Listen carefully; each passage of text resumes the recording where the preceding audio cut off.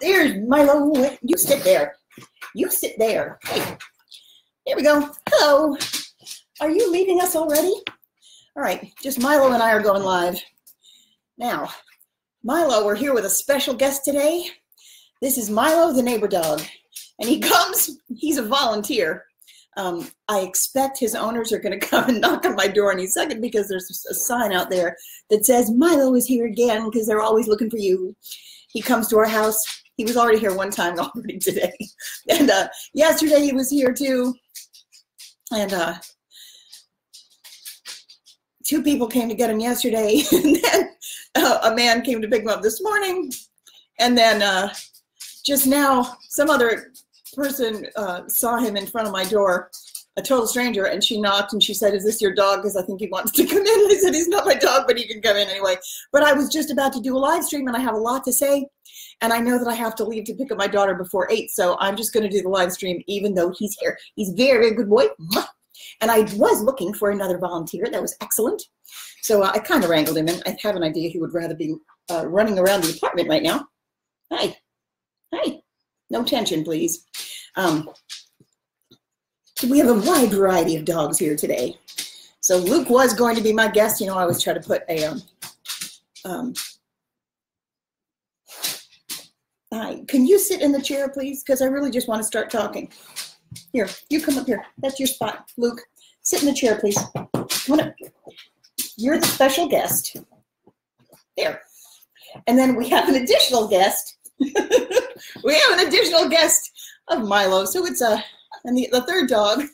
The third dog in the apartment is in the bedroom because he's a nuisance. But you all know him. That's Tosh. We're going to leave him in the bedroom because he's a nudge. Yeah, as opposed to you. You're just fine.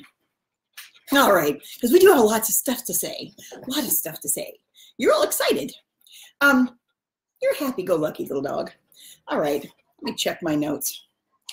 So I know I only did one of these things like a couple of days ago, but we're doing another one because I have like at least another 4 hours. No, this one's going to be shorter. Anyway. I just want to hold, I want to hold this one so that he gets his cameo in. Is there anything you want to deliver? Any transmission?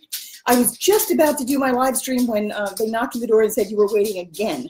So just in case you would like to make a contribution, do anything you want to tell people? You're awfully cute. Anyway, and yo, you've got, oh please, really, that's what they're going to do? I already have people on here. Okay. I tell you what, I'm going to put you guys down, but if you make a commotion, I'm going to have to do something. Because I don't want fighting over toys. I didn't think that was going to happen either. Okay. So I do have stuff to say. And my list, I've got all of these lists. I've got them on 3 different pads. And then I always say this, but every time I start, something else happened that's always unexpected, and that really does seem to be the kind of the new 5D system. So we're just kind of all learning how to navigate it together. Can I put you down on the chair? Well, you're quiet here. I may as well just leave you. All right. So my first list said, yeah.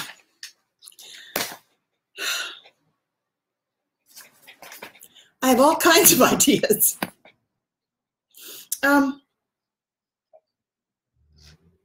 Just trying to figure out a way to organize this since my plan went out the window now because there's a dog on my lap. All right. What is that one? Oh, all right. Sorry. Oh, I forgot my, oh, there's a tissue. Sorry, hang on. I'm taking my time getting started this time. So I wanted to talk about the new 5D template reality, particularly as it relates to lack mentality, because there are certain energetic, you know, the energy creates form, and all form and circumstance is a manifestation of the energetic platform that we all contribute to. And we all contribute to it in different percentages according to kind of the strata that we're operating from. So if your focus is in the third dimension, you've got virtually, relatively, whoops, you're gonna sit there? Don't try to take Luke's ball, please. He's just gonna explore the apartment, I guess, for a while. And my nose started running almost as soon as I start talking. So I apologize in advance because I know we're gonna get a knock on the door, and he never wants to leave either. That's the thing. They come to get him, and he gets quiet. He's like, oh shit, they're here to pick me up. Oh dear. Okay. Are these the broken glasses? Yes, they're wonky. I glued these things. Okay. Is this the right pair? Yeah, I'm going to toss this pair out. Or over there. That's good enough. All right. Hang on. Sorry, I could have done this before. How are we doing on light? You'd think that, oh crap, that's something I don't want. Just 1 second. I'm not going to have this. It seems so small, but it's not something I want to have in the background. I just really don't want people to see cutlery. Because it seems just like, it's not exactly violent, but it doesn't seem benevolent either. Somehow cutlery is like knives and forks, and I just want to have something in the background that goes out with my transmission that's nicer. Because I do think it actually matters. You know, everything is a combination of frequencies, so it matters to me what I send out. Oops. All right. Maybe we're all set now. Let's. So the new 5D template reality. I was talking with. We're in such bizarre. Unprecedented times. It's so interesting because even though historically, like you look at world history and are there upsets, like you've got the, whoops, the various revolutions, oh, come on now, various revolutions throughout history have times of change and shortages and upheaval and chaos. And we're certainly no stranger to that. If you've ever gone into your Akashic records or even to your history books, there are wars and chaos throughout history, times of change. Nonetheless, this time, we're going through this ascension, planetary ascension, and there's more at stake now than there was. It's not like we're not going to do it. We're going to get through it, but there's a way of navigating. There's an amount, a sheer quantity to navigate this time. Navigate it successfully. And it's complicated and multivalent, lots and lots and lots of levels that have to be dealt with. So that's why it's I was thinking about this last night, that when we start to talk about it, I find it sometimes it's kind of difficult material to get through. Number one, there's a tremendous amount of it, just a sheer quantity of material to get through. There's just a lot of it. And like I was listening to my last live stream, and it's all over the place. It's very kind of 5D transmission, because it's just this big jumble. And the interesting thing too about when I listen to the live streams, it always, like any given topic among them, like you have this whole bouquet of topics, and any one of them has an array of information that I kind of wish I had delivered with every single topic. I wish that I had delivered kind of complete information. That's one of the reasons, or I should say that the way that my live streams tend to go is it's indicative. It's very characteristic of the way that truly 5D information, which is telepathic and delivered in a group. It's delivered in a way that's very global and has a lot of different things in it. And, you know, when you get downloads, for those of you who've gotten downloads, it's a lump, it's a comprehensive quantity of information that is just suddenly delivered into your head. And you know all of it.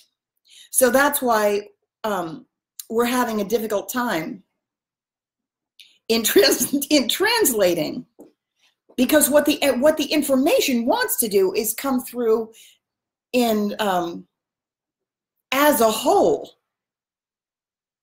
But what linearity will, you know, the confines of linearity wants everything to be segmented and on a line and delivered piece by piece, you know, letter by letter, word by word. And that's just not the way that 5D functions. So sometimes, like, the reason we get these halting speech patterns is because it's just because everything up there is spinning or is rotating, etc. When the kinks are all worked out, when we're all up there and all fully connected, it really has has something to do with higher vibrations en masse, but it also has to do with, hang on.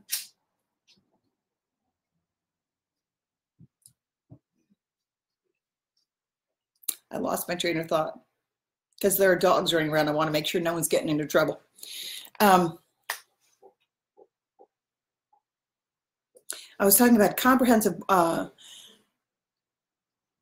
delivery system. Oh, part of it is high vibration, and part of it has to be, we have to be fully connected, our brains, etc. There has to, like, the gunk has to be gone before we can cleanly receive larger quantities of information in totality, the way that it really is supposed to work. It's just a beautiful system when it's up and running. It's just a matter of getting there. So the choppiness, the way that, like, my live streams and you know, other people who are kind of in the same, doing the same thing, sometimes they can get very choppy, and it's just because it's a clash of the systems. We're trying to get the 5D system to go down into and be organized. It's kind of like putting a whole Thanksgiving meal into a vending machine. It's just one something that doesn't entirely go together. It's meant to be passed, and it's supposed to be holistic. And you know, if you try to segment it like that, it just gets much more difficult. So when I listen to my live stream, like the last one I did that was over 4 hours, I listened to it, and it's like every third sentence, I think to myself, shit, I wish I'd put that in there, because there's more to it than that. I gave them an incomplete picture. And I was listening to somebody else the other day, a tarot reader, and she said something similar. She said, you know, everyone says that my readings are long and they're very expansive, but I always feel like I'm leaving stuff out. And I know exactly how she feels, because I feel the same way. And I think it's because the information as it's delivered to us is so much bigger. It's just bigger and more expansive and broader. And then it's hard to, or it feels difficult, feels like we're really leaving stuff out, because we are. So when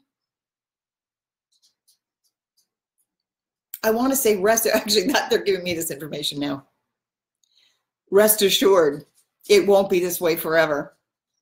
There's going to be a time, and it's going to be a very relaxing time, when everyone is, we become kind of a benevolent blob.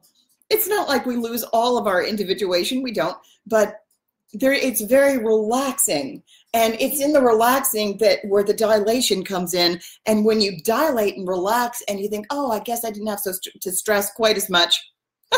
Boy, is this a message for me.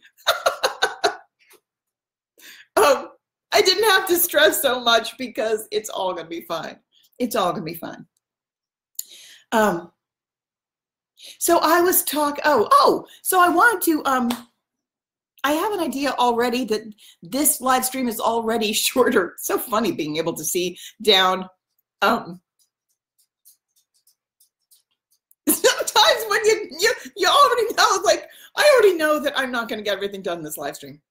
But I wanted to start now anyway. I know I have to go and I have to pick up my daughter. But I have a good couple of hours, so I should be able to crank out some more information. So for those of you who have been following,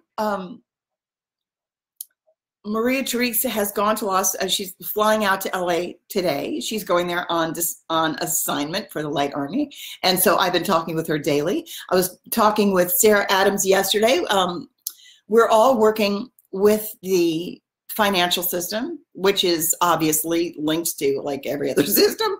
But I wanted to talk a little bit about, oh gosh, where should I start with this thing? The new 5D template reality. So hang on a minute. In my last live stream, I was talking about the requirement that energy translates into form. Energy makes form and circumstance. So one of the problems that that we've had historically in the third dimension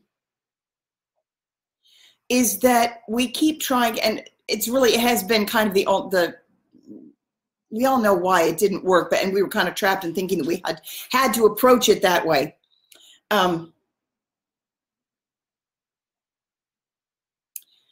In the third dimension, there is a belief system that it is very tricky. It convinces you that that problems can be solved by working on that level, and they can't, because all the it's a deceptive level. And even though action can be taken in the third dimension, you can't actually solve the problems of the third dimension by working laterally. Every move in the third dimension is about adjusting something, physical. If you're working in that level, really, in the third dimension, your reactions or our power is limited to how we respond to things. But and it will trick you. It will trick you to. It will give the impression. The third dimension will give the impression that change is possible. But what usually happens is there's a trick in the third dimension where it's going to give you the illusion that if you just work hard enough at the third dimension or any of the third dimensional systems, if you just did it right, if you could just get this other thing, then you'll be able to go back into the system and get everything to work for you. And that's a trick because all of the systems are intertwined, and eventually, and we're in that time now, you'll discover that they all are feeding corruption. And you're going to have something completely different. And it's like a Gordian knot, like you can't untie it. Not really. So it was productive for a time for the purposes of learning, for the purposes of human development. We needed to have that done for a little bit. Am I going to leave this in? Maybe I will.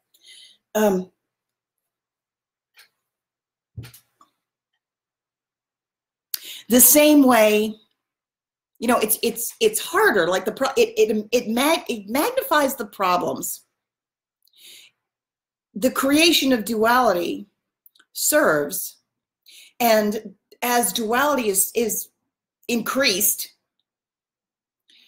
the light side, it has served to get the light side stronger by the fact that the dark side it was increased equally. The light side has gotten stronger. The same way, you know, when you're lifting weights, not like I know, but when you're lifting weights, it's going to have, your muscle is going to get stronger because you applied resistance. The same thing is true with a social model. That doesn't mean we want to stay there. We don't want to stay there. That just means we need to approach it from the mindset, because everything here is going to be won or lost with the mental focus, the mental and emotional focus. And that hasn't changed. They've told me that I'm going to be talking more about that. Somebody sent me a quote. It was a Joan of Arc quote.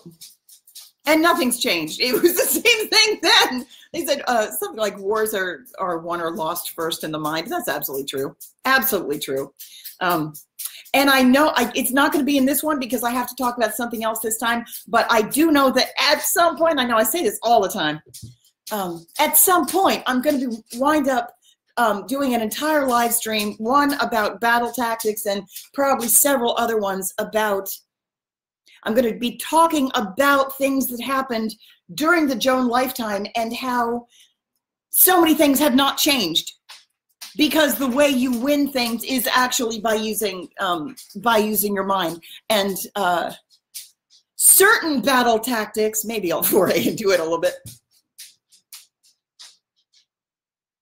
Am I going to do that now? I'll wait. I do want to talk about it though, because it's so funny. One of the things that doesn't usually make the movies, I haven't seen one. I haven't seen all the Joan of Arc movies, but I've seen a couple of the movies, and this is one of the things I wanted to talk about, is the entertainment industry and specific battle tactics. And I want to give all of you, if you're up for it, an assignment, because we have to do something. Or you're in the position, I should say it this way, rather than we have to do something. We're in the position now of addressing certain issues energetically. So that's really what this live stream is about.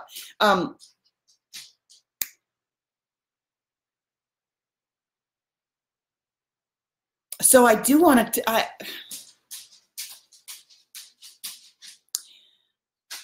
I guess I'll lead into it with this.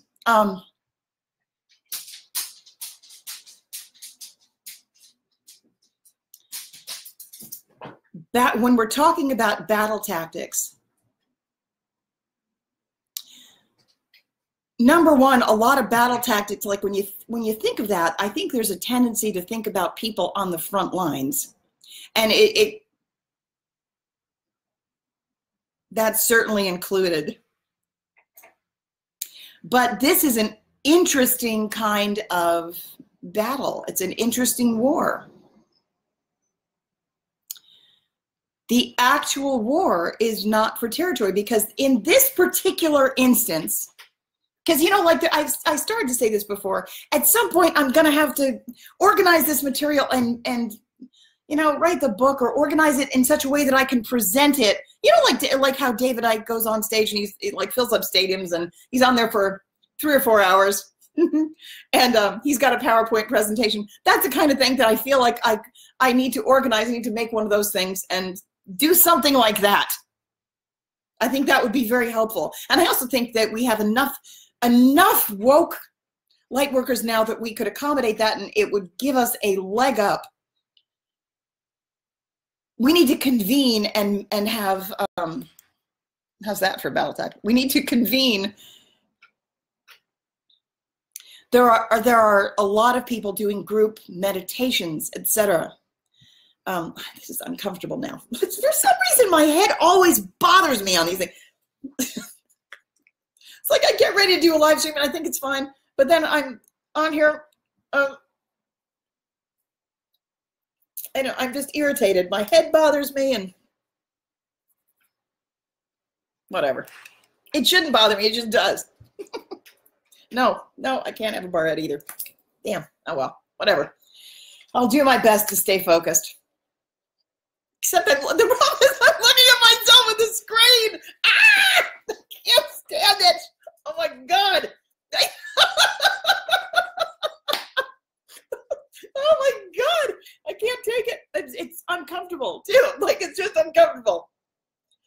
you notice how often that happens? Hang on a minute. I'm going to have to do something with my head. So, there.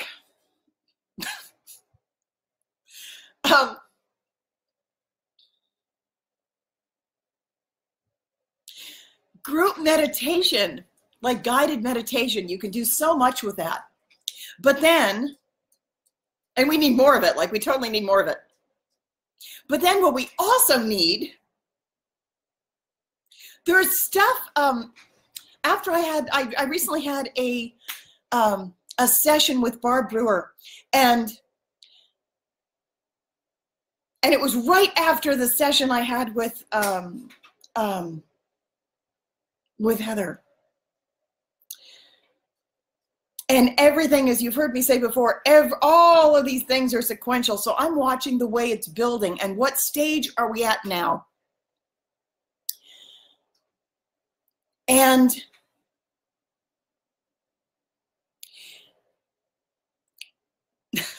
how do I want it? Oh, I want to, this material, it comes through and it's stacked. There are levels of understanding. So when,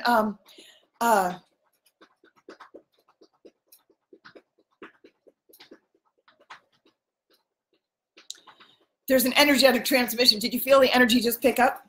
And Sarah Adams is here too. So,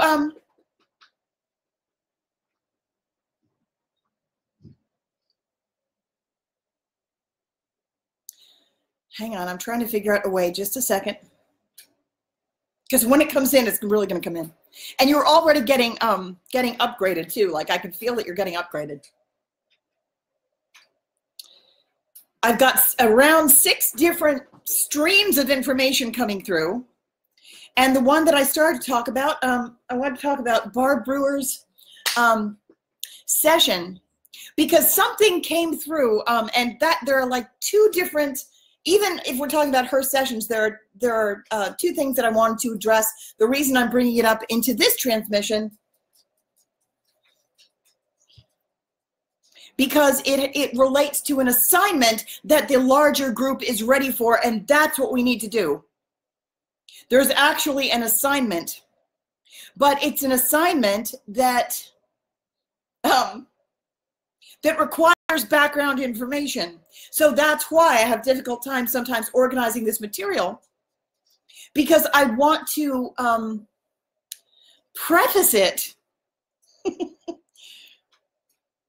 with information from the Joan lifetime, because the principles are the same. I started to say before that one of the things, I haven't seen all of the Joan of Arc movies, but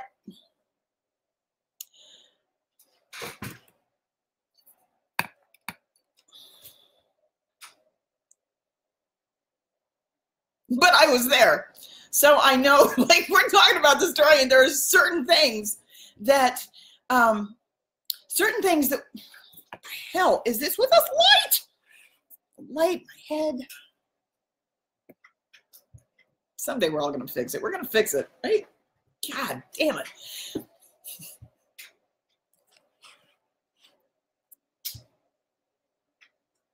There are certain things that we did then.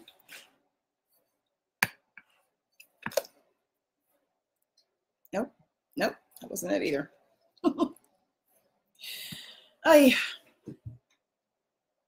And we need to do them again. One of the things, and this isn't the battle tactic that I wanted to talk about, but it is true. One of the things that that we did then with the entire army, whole army,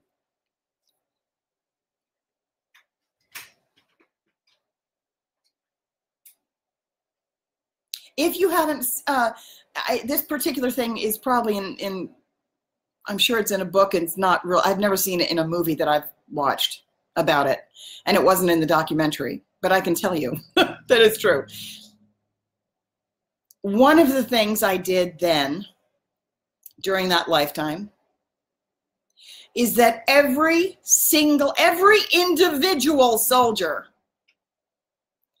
had to pray before battle. Group prayer group mind has a place. It's an important place. Sometimes there's great power in combined intent, particularly when it's with a large group. There's a great deal of power that comes from, you know, everyone saying, going into a guided meditation where everyone's mind is doing the exact same thing. It's very, very potent. So I'm not knocking that at all. That is something you definitely want to employ. But the other thing is also true. The most power, you're going to get the most power, the most mileage, the best result when you do two things. When the group is together with one single mind, the group has a collective purpose. But the other thing, and this is what we did in the Joan lifetime too, is that every single soldier, every individual had to pray just themselves so that they knew what each one of them was fighting for. Is less about the fighting and it has more to do with individual intent. Why are you there? Basically, it's all about one's individual relationship to God. The goal then, even 600 years ago, however long ago it was, there's no time anyway. It's all the same thing. But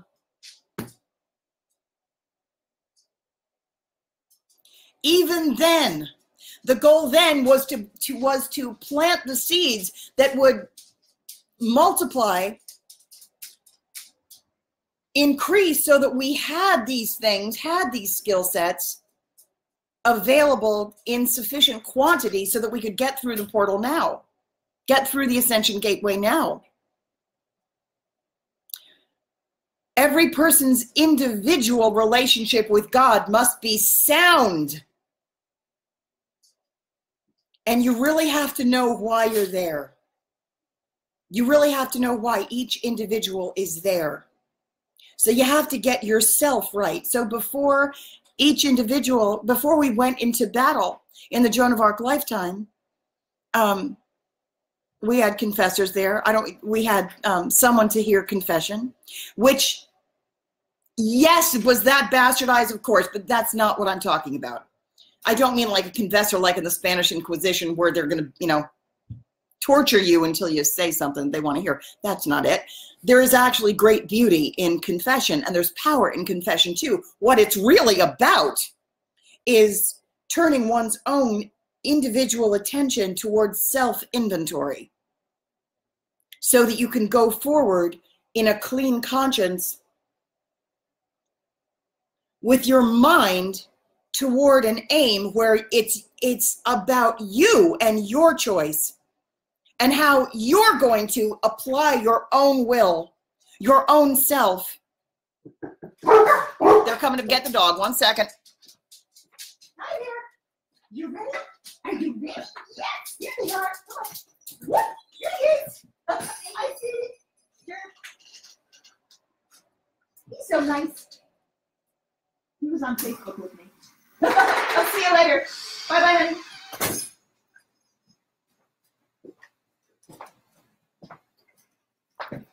That little girl's name is Stephanie, too. So now I know her name anyway. Yes. Would you like to come back up here? I'm talking about Joan of Arc. Do you want to come in the chair? Come on. Whoop. Come on. Come on. Come on up. Come on. Come on, Lucas. There you go. Good boy. Now your foot's caught in the computer. There we go. Are we set? Good dog. Lovely, lovely dog. There he is. There. It's really a very good dog. Yes. That's the camera if you want to talk to them.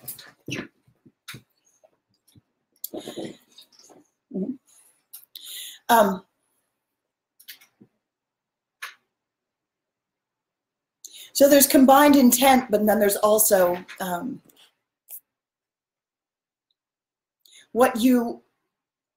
change that each individual wants to make. And I know at some point we're going to talk, I know I have to talk about that.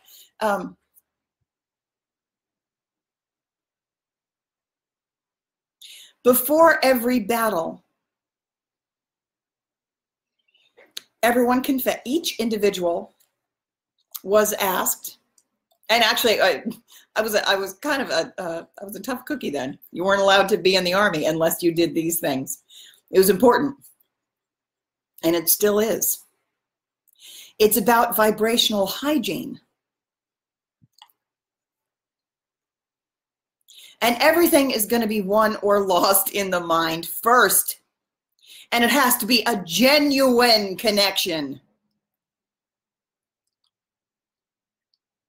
Because you can fake it to somebody else. You can even, fake yourself out if you're not honest with yourself. And, the ego has a lot of tricks to get us to lie to ourselves and tell us that we're better than we actually are. But the confession part was about self-inventory. And there's a great beauty in that.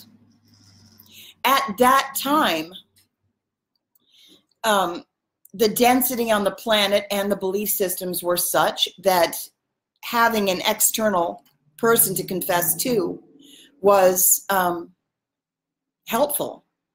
And you have to meet your population where they are. So that was important. At this time, you really don't need that the same way. A scrupulous self-inventory of your own emotional climate, your own motivation, that's important. And then, of course, the whole purging process is, there's no escaping that now, because we're all going through that one way or another on the planet. There are people who haven't done that much of it yet, and then there are people who've been on that path for a long time. And you're about to fall off the chair, aren't you? He fell off I know, you keep falling off this chair. Like, you don't have to sit there if you don't want to. What are you going to do? If we hear a great big thunk, that's going to be him. He's fallen off this chair 3 times.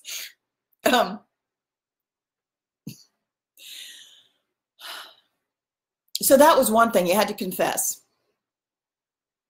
And then after you confessed, I had to hear your prayer because I was a hard ass.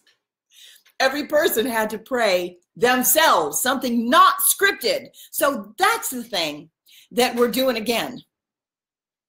So this time it's not like if you're in the light army, it's not like me commanding you to do it. It's voluntary. But I'm saying this is how you're going to win. The way that we win is to first get the crap out of the way. So that's like the correlation to confession. Rid yourselves of your guilt. It means when you go forward, your mind is going to be in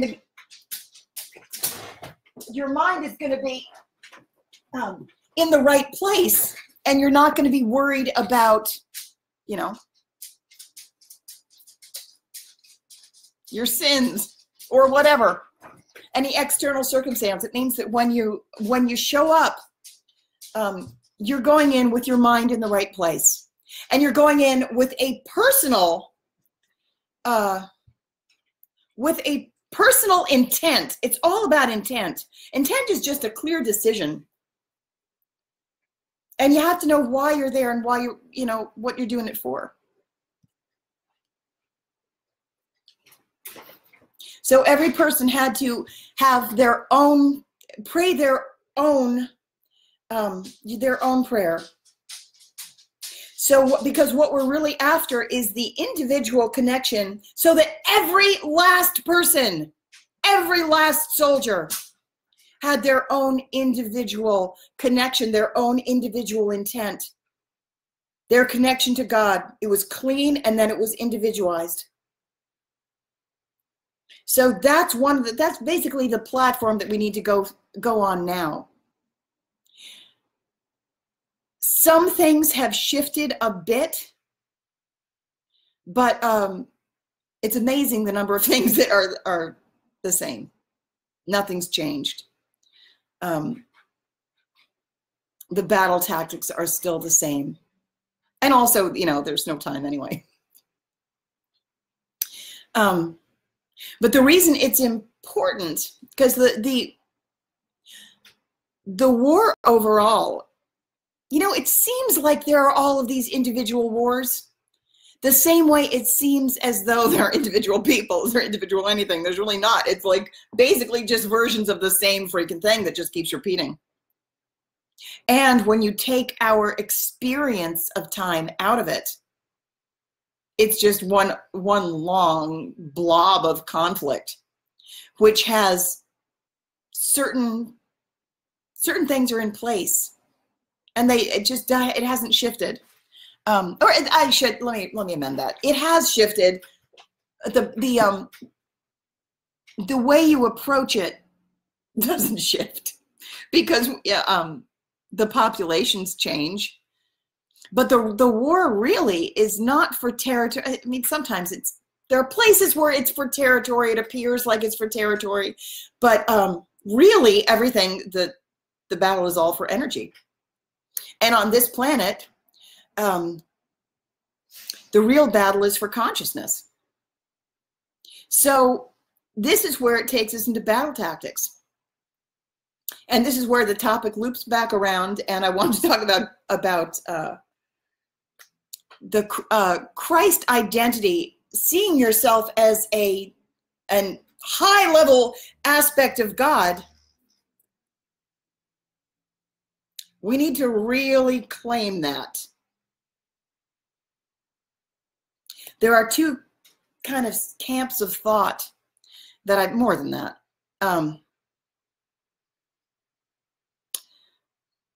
But there are those who will, and I've touched on this before, there are those who will hear someone say something like, I was Mary Magdalene, or I was Christ, or I was, one of these other historic figures, often a religious character, Isis, or most of the time, or at least in the past, traditionally, you wouldn't hear somebody talk about being an aspect of Isis or an aspect of Christ, because we were still thinking that there could only be one. And it gets sometimes it's difficult to talk about because, like, I know I was Joan of Arc. I was there in the body the entire time, and I was the only one who was in the body because I was born in that body. And I was the only one who was there in that vessel the entire time. Nonetheless, there were other beings who came in to participate the same way when you channel or when you have like a walk-in. We had certain, I didn't know anything about battle. That's not my specialty skill set. But in this lifetime, my grandfather in this lifetime was Vern Hogarth, and he also contributed to the Joan identity, and he came in through for all the times when we had to go into battle, because I carried like mostly the child jurisdiction, and that just wasn't my thing. I didn't know about that, but I was extremely open naturally. That's why they chose me for that thing. I was extremely open to, very absorbent to, and eager. My connection to God was extremely open. So I had all these properties that allowed me to be an ideal vessel for beings to come and go. That's why I could hear voices. I was just very expanded on the top end, but didn't have a lot of knowledge about Earth. So that's why we wind up going down as teams very often for these spiritual assignments. It's a group of us and not just one individual.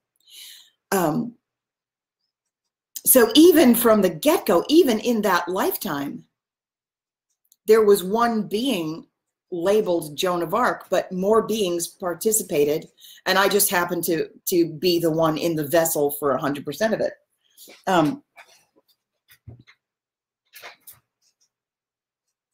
And that's why it's also still my karma, so I still have to, I'm the one who has group karma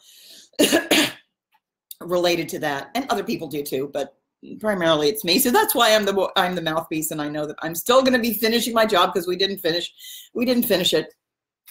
it was truncated. It wasn't aborted, but it was truncated. And I had to go finish it this time. That's my karma. But so battle tactics. So it relates to all of you. And I'm trying to figure out how, because each one of you has the, how do I want to say this? How do I want to say it? Help. The actual leverage, the actual power, the actual leverage, how do I want to say it, is all energetic. What we're really going after is not as much this time. It's not as much about terrain. So if you think about it, terrain is like, it's further down into solidity.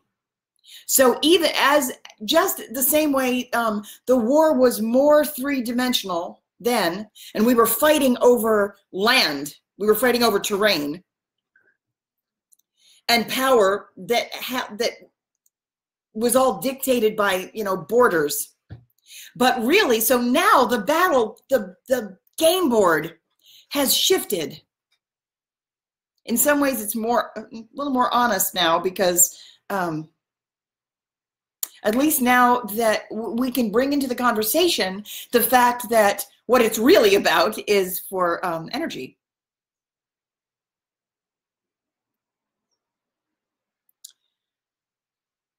So now we're in more of a fifth dimensional war than we were before. In a lot of ways, nothing's changed. And it becomes difficult to speak about, because on every single strata, it's somewhat different. On the lower strata, through the third dimension, which we're not even anchored into anymore, nonetheless, there are still these wars for territory. It's wars for land. And in the fourth dimension, which is still around, most of us are still in there now before we're all fully in 5. And in the fourth dimension, there's a tremendous amount of chaos, and the pull is all for consciousness and energy. That's where, like, the Archons and the Archangels and it's just the realm that, it's like a little bit like the ghost realm. It's like an echo. It's an energetic echo of 3.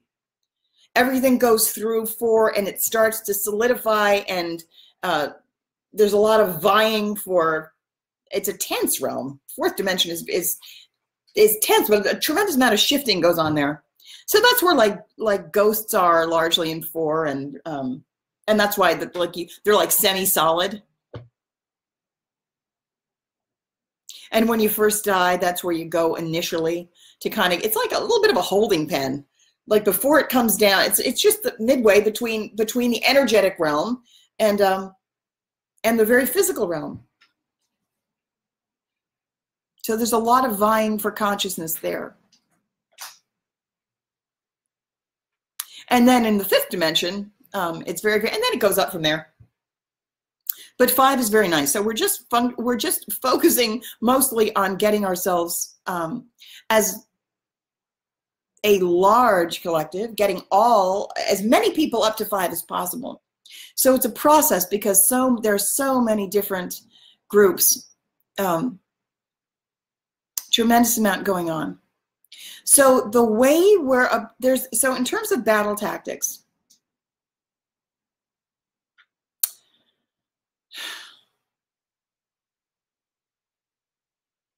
there's a strategy. There always has been a long-term strategy in terms of how do you steer the population, the collective consciousness of the population. Steering the collective consciousness of the population involves, if you have, there are so many different factors that must be taken into consideration. And one of the major ones is the belief barrier. Because what we're really after is getting the sleepers, it's the sleeping population. So if you think about it, the sleeping population is where we all started when we first came down thousands of years ago to try to address the problems that this planet was having. If you haven't heard me before, it was incredibly dense, and I was going to say also stupid. The problems of density is that information doesn't get in, and nothing was flowing. It was so out of balance in the toward the masculine that it was just nothing but just war and war and war, war and war and war and more wars. And they were really going in the wrong direction, got extremely out of balance and extremely caught and dense. And then once you're in density like that, it's like being locked in rock. Movement, because it becomes its own problem. So you can't even get them out because they want to stay. So you have to deal with the issue of free choice, but it's no longer free choice if they can't make the choice because they don't have one, or they do, but they don't know they do. So there's so many problems. And that's not really what I want to talk about today, but I do want to talk about the strategy there has been in place over thousands and thousands and thousands of years, a long-term strategy to address the collective consciousness of the population.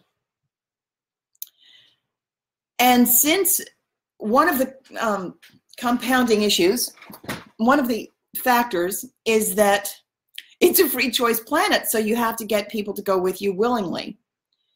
So like on the Council of Balance, which is defunct now, it was disbanded because we no longer need it. But like if you look at the fourth dimension, you have archangels and archons, and they're basically two sides of the same thing. I'm not saying that archangels are from four, but that's where a lot of the work is done, is all I'm saying, because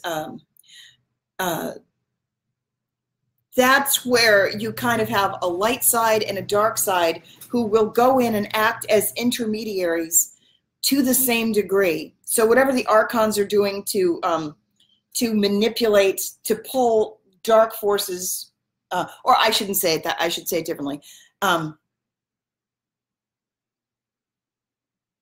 Both sides need to move together, and you have to allow for free choice. So if, but we were also trying to take all of the sleepers. Sleepers are fair game. And I don't mean just that to be, to sound predatory at all. It's not. It's actually, we are actually there to assist.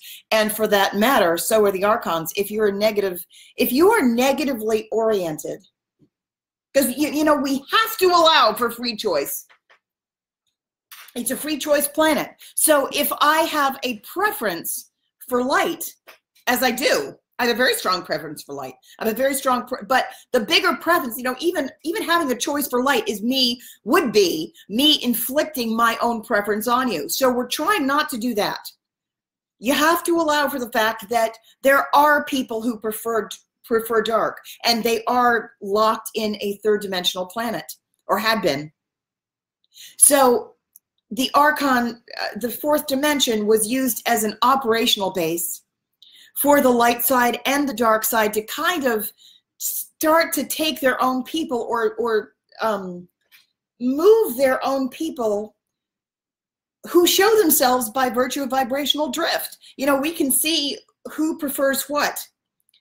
And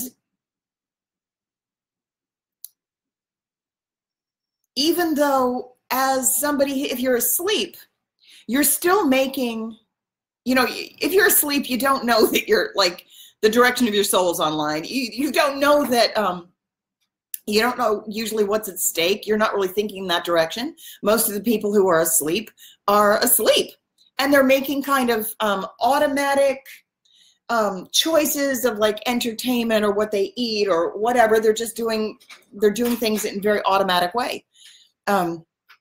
So if they're sheep, if they are sleeping sheep, every flock will have a shepherd.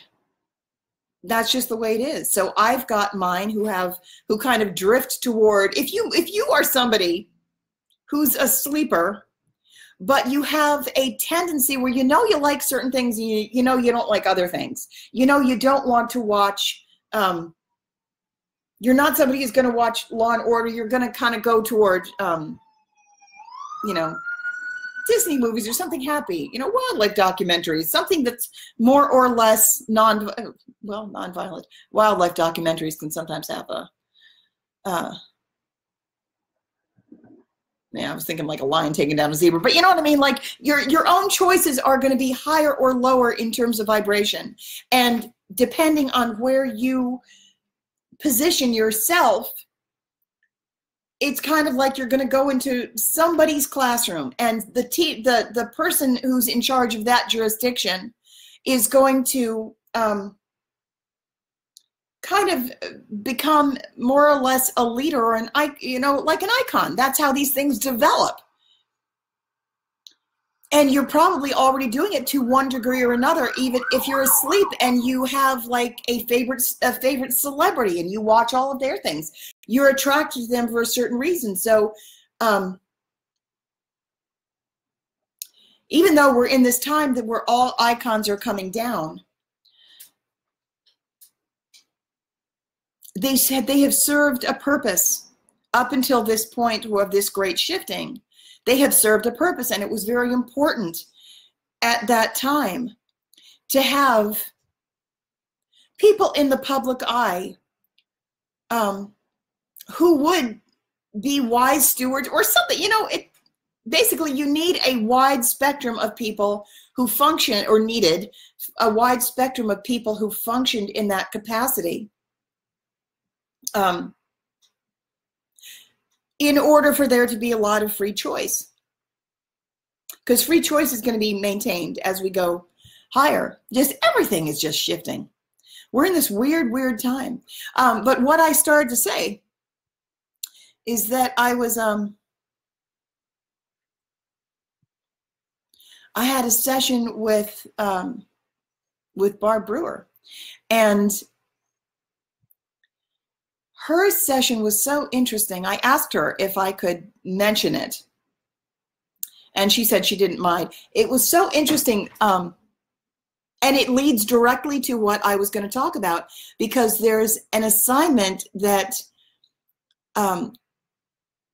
it used to be, I know I'm off on like 3 different tangents, but it used to be that we would, in the Joan of Arc lifetime, we would convene for battle and everybody would be in the same location because it was for terrain.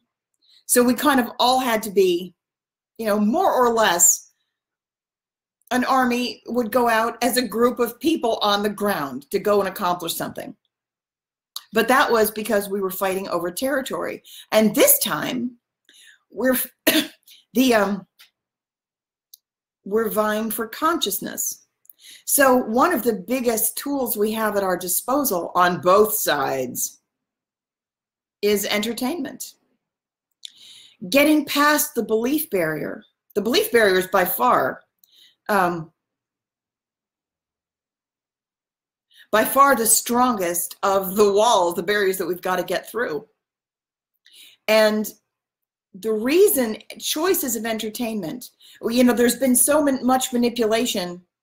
I admit it. I've totally had a hand in that. We make shifts to, we kind of play around with the energetic forces that are going to, in higher dimensions, that are going to drift down into and inspire. Basically, on the higher levels, we put things that need to get to the populations into the minds of creators. Creators, like creative people in the third dimension, who are sitting there waiting for information or waiting for inspiration. I wish I had an idea for a story. I'm a scriptwriter. I'm an artist. I'm a writer. I'm a songwriter. They think usually that they thought of these things themselves, and that's not really the way it works. The way it works is that you've got I mean, you can pull in inspiration from your higher self, but you can also pull in information, just like channeling. And you can attract ideas from high vibrational beings who are trying, if you're a script writer, there are certain people that are positioned in certain certain fields or certain professions, and we cultivate relationships with those. And I don't mean this to sound predatory at all. We really do. There is actually quite a bit of allowance for free choice. There really is.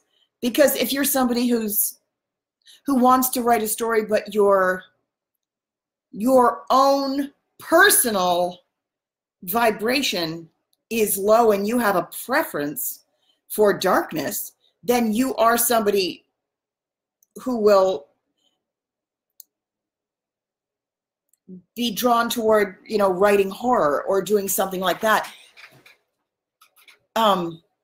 You should pay attention to the kinds of things that come out of you. Maybe from a non-judgmental way, but if a lot of people, it's interesting.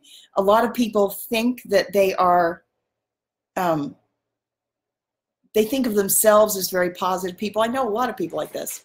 They think of themselves as very positive, upbeat people who, they want good things for the world. But if they're creative, the things that they create are largely dark in subject matter. It also depends on how it's handled. It tells you something about either what that person has been through. There are a lot of factors. It's going to be very telling about the artist. I always find myself using as an example JK Rowling, who handles darkness beautifully. I mean, one of the things, I know this. I've got a master's degree in painting, and my undergraduate degree was in painting, and I have a background in the theater, and it's not like I don't understand the creative process. In graduate school, I had 3 majors: drawing, painting, and sculpture. I've been studying creative fields for a long time, but I do understand that you can't just use light to make a painting. You're going to have the entire spectrum to work with. So it's not like we're going to avoid talking about darkness, etc. Really, you need to have at your disposal the entire toolkit, or the entire an entire range. But then, so you're going to need dark. You're going to need a dark color on your palette also. But I always go back to JK Rowling as the author of the Harry Potter books, as a perfect example of how to deal with darkness without making something dark. Because she does deal with dark issues. The real difference is that she doesn't leave that as the dominant, she doesn't leave that residue with her audience. Her audience is lifted up and empowered and knows how to deal with it themselves. So she has provided them with their own ability. She's, expanded them, and she has provided for them a framework for how to navigate when you two meet dark forces. She doesn't avoid it. You say Voldemort's name, and people do die, and you have to deal with grief, and you have to deal with darkness and regret and very, very real problems. But she doesn't leave she doesn't leave that as the dominant thing she gives to her audience. Unlike, like people like Stephen King, who have incredibly talented writers who know how to write, who could and have. It's not like he hasn't. That horror is the only thing he's done. But the basic question is, what are you going to do with your skill set?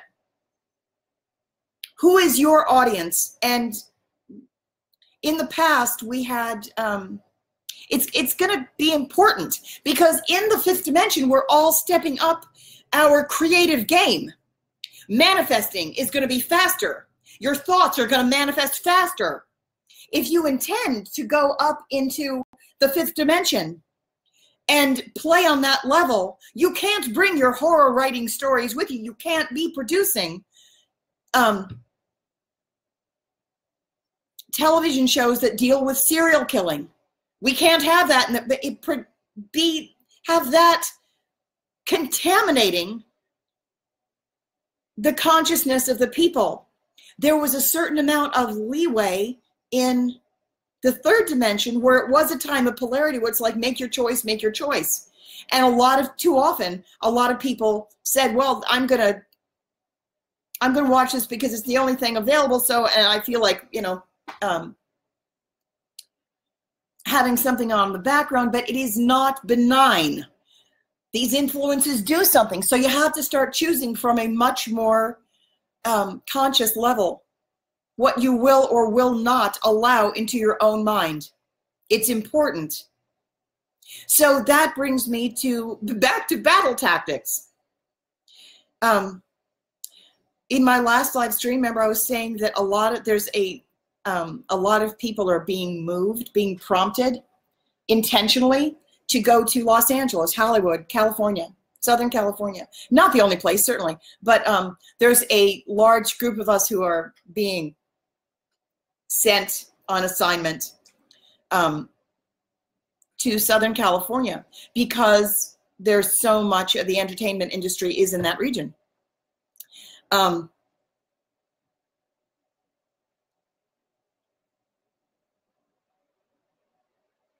Sometimes I run out of language. I want to change the language, and we are going to.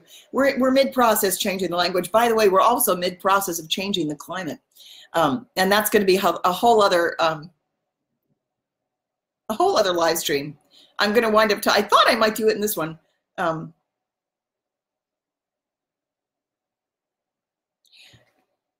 Drought is fostered by lack mentality. One of the things they've done is to manipulate the weather to cause a drought, to cause everybody's energy to, when the drought was particularly bad in Los Angeles or in California.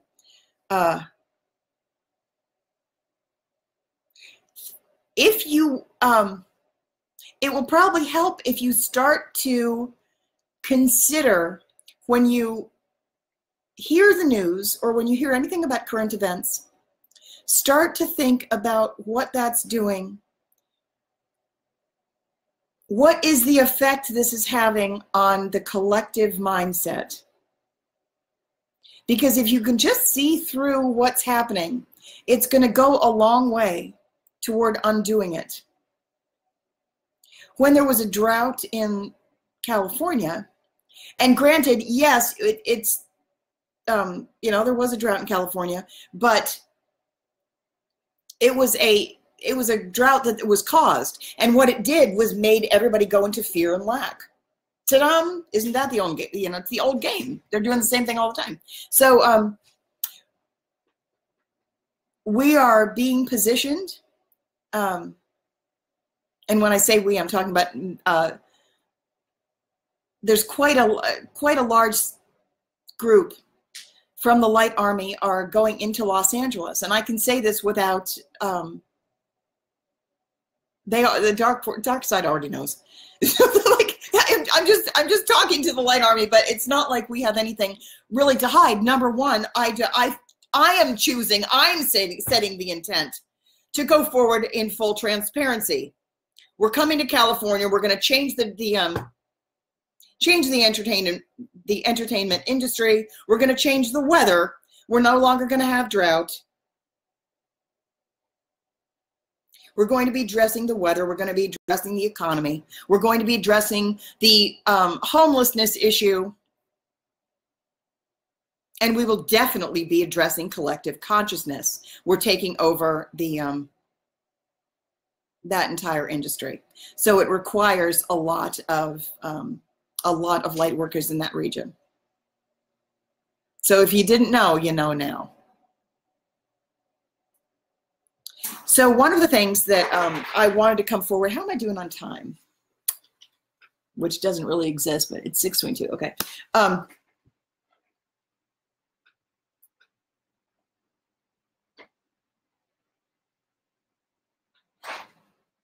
I had a session with Barb Brewer, and it was on the heels of the one with Heather.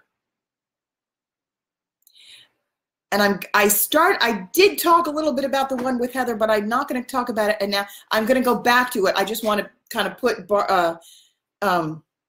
Barb's session in context, because Heather's session was all about, you know, she's a mighty warrior and she was under dark attack when I talked to her.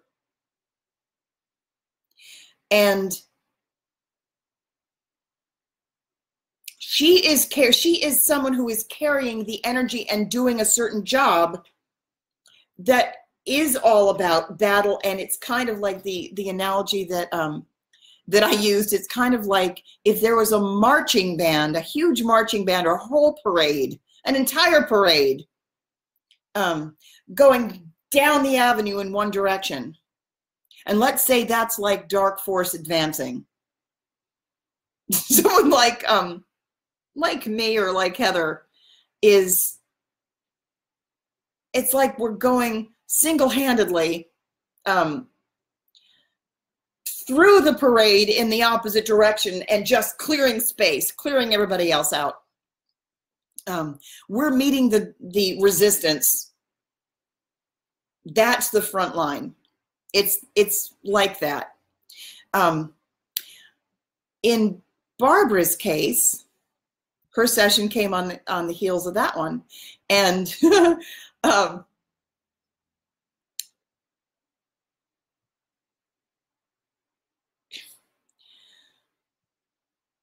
I said, I want, oh, how do I approach this material? Her energy and her job could not be more different. I don't think she sees the value in what she's doing. And I recognized in her,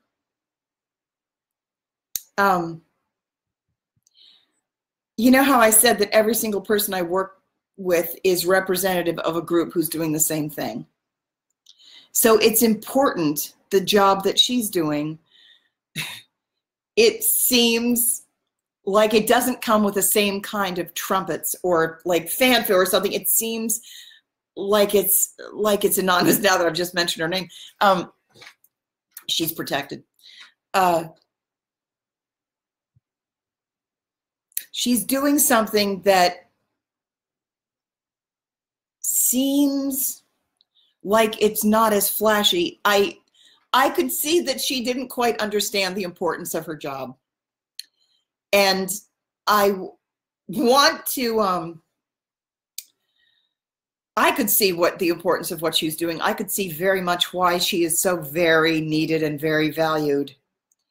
And there's an entire group of people who we need to get more people doing the job that she's doing, because that's how we're going to take the thing down.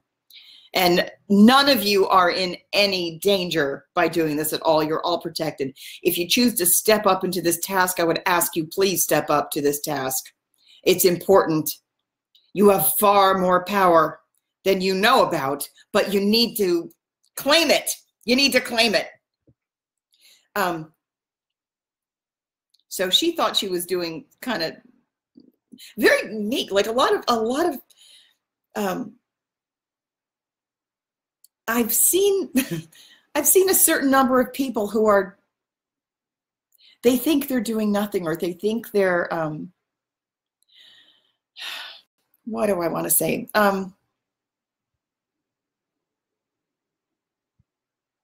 They think their lives are like boring and peaceful and not boring, but like basically they're doing something important, but so important, but they don't know. If you're in a state of peace, if you're in a state of calm, we need you to remain there. So there are certain people, you know how we're going through, like on the process of ascension, even though it seems like we're getting hit with these waves and each wave is higher than the next one, and there are all these energy reports, and on one hand, there is more going on here than it's just so much churning and there's so much to do. And on the other hand, there's a lot of people that feel as though they're just in stasis and it's boring and I'm not doing anything, and how come I don't have a job, and what's my job, how come I don't have a job? I'm hearing this from a lot of people. When am I going to get my assignment? Well, if everyone's going to Los Angeles, where, you know, how come I didn't get an assignment? I must not be very important. You know, I'm never doing anything. My life is you know, boring, and I just kind of take care of my house, and I you know, I'm watching television, and I'm whatever. But she's peaceful and clear. Her energy was so lovely. And the thing, like, I understood when I met with her, I could see by virtue of her energetic signature, has this clarity and this beauty and this clarity, and it's not driven. It's like the opposite of driven, must get this done, opinionated, I know exactly what to do, we're going to do this. So that totally has a place, and we need that for the people who are doing that job. We need that. We need all of these ranks. But do you see how the person who's charging up the parade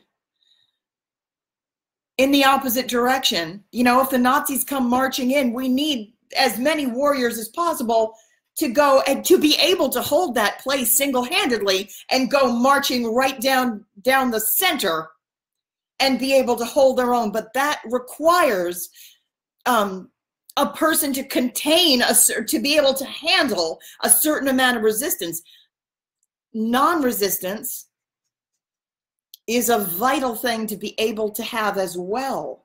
But the individual who's on the front lines needs to be able to manage a certain amount of resistance. Like if you're in total non-resistance, we can't put you on the front lines to go opposite against the, you know, the Nazi battalion coming at you. Somebody who carries that energy, a certain energy is required for that particular job. So that person, that job is required, and kind of Heather's doing that kind of a job. Barb is doing a different kind of a job, because in order to establish the, like, let me back up a teeny bit. In the third dimension, there's still a great deal of conflict. There's still a lot of resistance and a lot of vying for power and struggle. There's struggle going on. In the fifth dimension, there's none. So our job is to bridge these things, and they're hard to bridge, hard to work through. So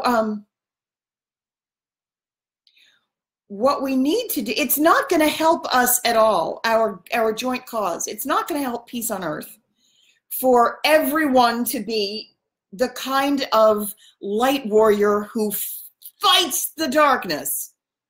We need some of those, but we can't have everybody be that. We need some people who are just holding and radiating peace and calm, and there's a feeling of uncertainty. Like, here's the thing. Here's why she's so perfect for building the platform of the fifth dimension, is because when I talk to Barb, she's like, well, I don't really know.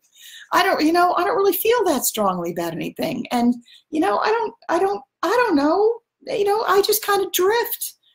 And I'm thinking, perfect, because what you really need in going up in the fifth dimension to build the new, what you need is someone who is peaceful, who has gone through darkness, but they're not carrying residue of that, and who doesn't have a lot of their own agenda and their own conviction. So if somebody comes toward them with an idea, they're like, no, my way is the right way. Because sometimes you need that, but sometimes you need somebody to say, oh, all right, maybe it's that. I kind of have a preference for this other thing, but I'm going to coexist with you too. And I don't know, somebody who lives in question, like, maybe you're right, you might be right. We'll feel it out. I'll see how it goes. Basically, the energetic, the algebra, the recipe that she was carrying, her energetic recipe is perfect. Perfect. It's like you hit the sweet spot, man. We need we need you to do just what you're doing. And she thought that didn't realize the value of what she's doing. So it seems to her like like she's just, it's a state of like not being sure of what you're doing. So my point is, if you're somebody who's not really sure what you're doing, and you don't have there's some people who have really strong conviction. Like I have really strong conviction. And also sometimes I have no idea what the fuck I'm doing. And I'm like, boy, I can relate to Barb too. But just because you have no idea what you're doing and you haven't, it's like, well, I didn't hear God speak to me, and I feel like I didn't hear the voice of God, and I don't have a really strong conviction. I don't know what the hell I'm doing. I like what I like. My preferences are these. She has preferences. I said we were talking about entertainment material, and like what she watches, and that brings me back to battle tactics,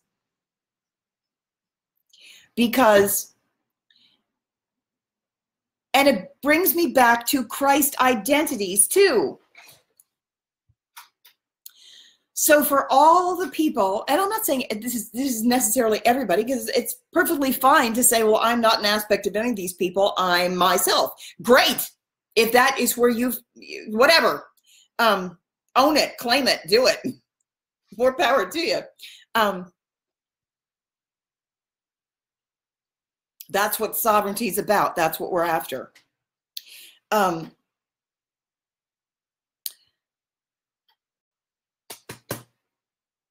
was talking to her about so one of the things she was watching was Merlin. There's a show, I guess it's on Netflix, or I think it's on Netflix, Merlin. And it's funny because when I go into these sessions, when I first started doing them, I was very worried that I would be unprepared. I wouldn't have anything to offer, and I have no idea why are these people asking me for advice? I have no idea. What if I'm wrong? I don't know what I'm going to tell them. I don't have that uncertainty anymore, because I learned that I have already been provided with all the tools I need to meet the circumstance that I'm meeting. So yesterday, and then I have to go back. I have to go back and talk about electricity and high quality housing. I really hope I have enough time before I have to leave and get Calico.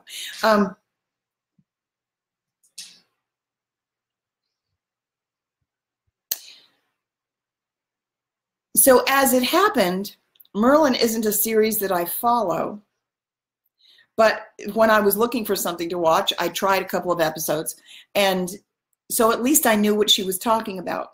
And that was all I needed to do her session. So I already had the tools I needed for this conversation. So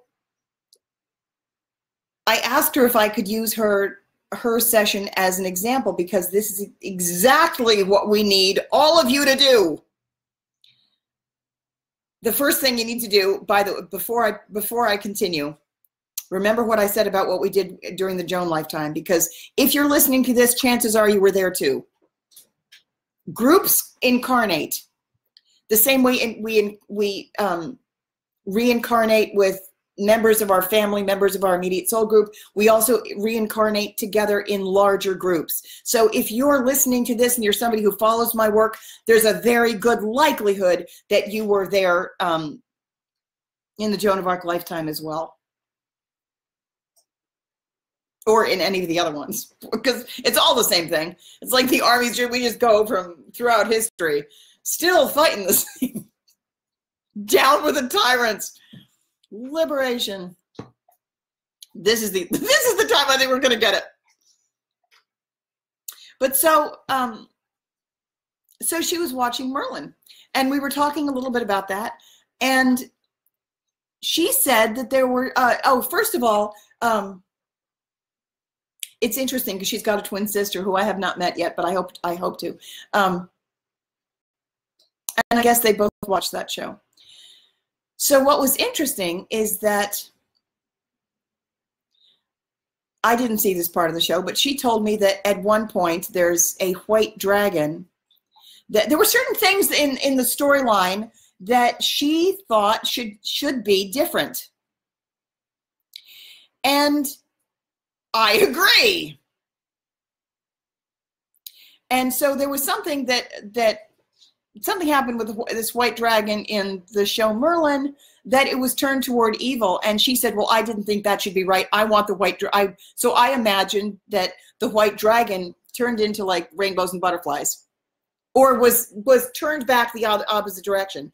The point is, she intended it to go differently. So here's the thing about that.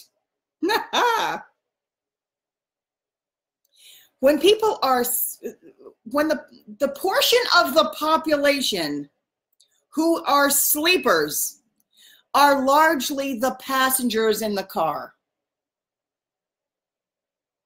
The portion of the population who are awakened are the drivers of the car. The choices, your intention, when you're a light worker and your vibration goes higher, you are automatically given, you're responsible for steering. So if something is already in a form, it's already in a movie,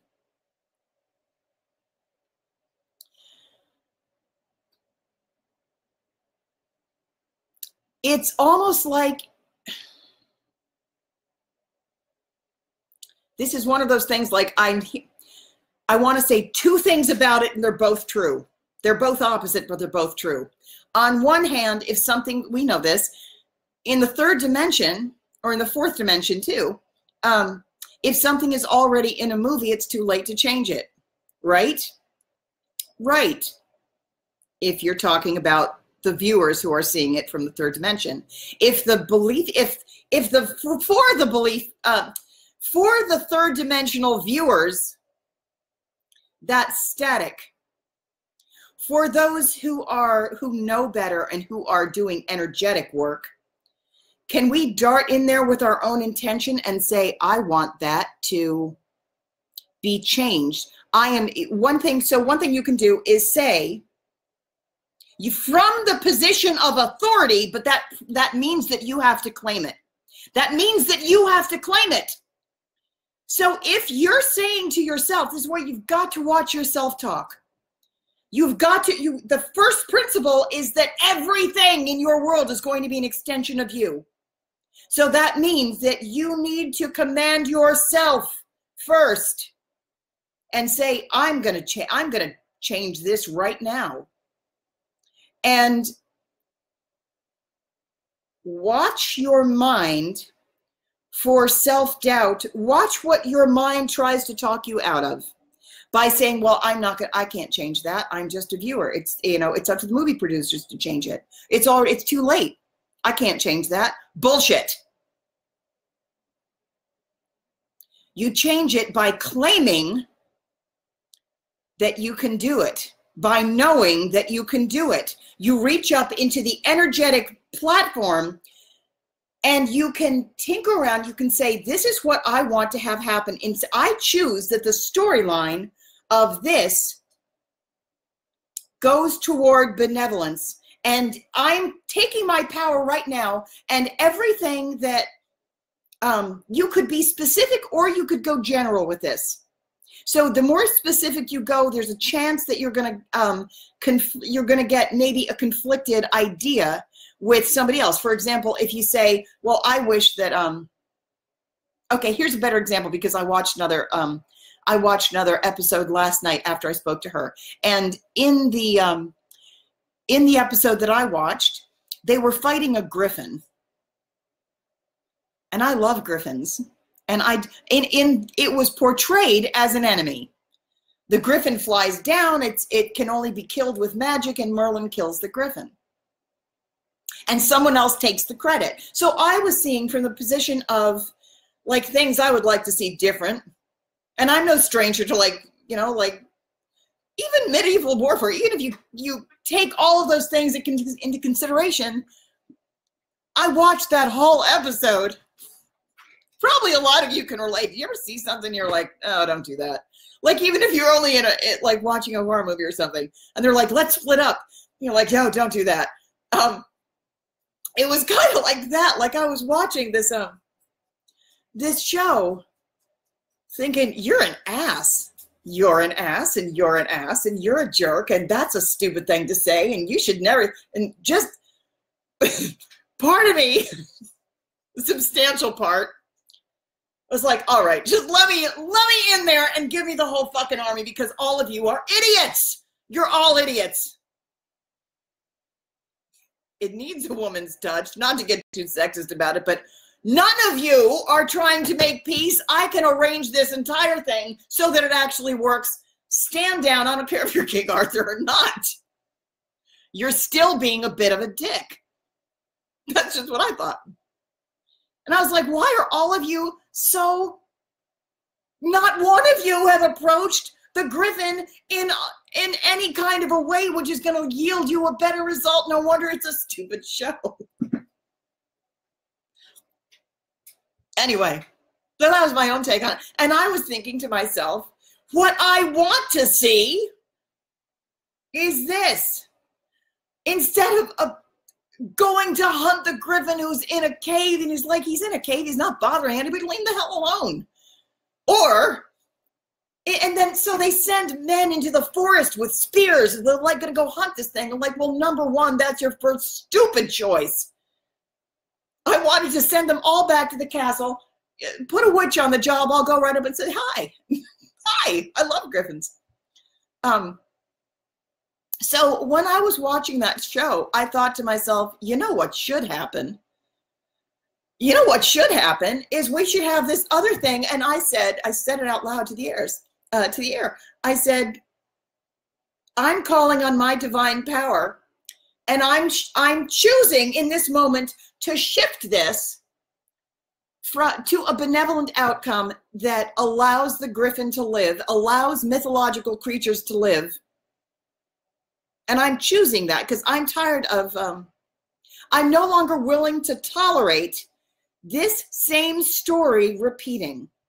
So this is something that all of you can do for real. Like you think it's just something like, and granted, we might be all putting in different storylines, but the overriding energetic similarity, because you always have to look for the commonality.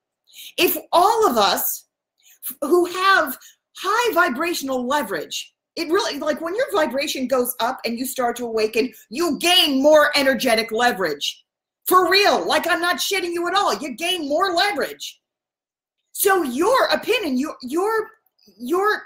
can shift the morphogenic field. You can shift you can bypass the form. So the story is this. I was going to say the story won't change, but that's not even true. Because you also have things like, and it's another topic, I don't want to have too many tangents, but you might think that that just because you wish something you see on television, you know, I wish that character didn't die. I wish they lived and they all lived happily ever after. And then you would, you know, watch it the next day and, oh, see, it did nothing. They still died in this show. I watched the episode over and that thing still happened. Okay, but the energy was different. And you also have things like that are possible, like timelines can shift. You could go on another timeline where it's the same story, but you know, that character lives this time. And you're like, holy shit, I thought that character died. Didn't I do all of that intending? And it's that kind of result is entirely possible. Like, for real, you can actually, what is it? It's the, oh, come on. Mandela effect? Yes, the Mandela effect.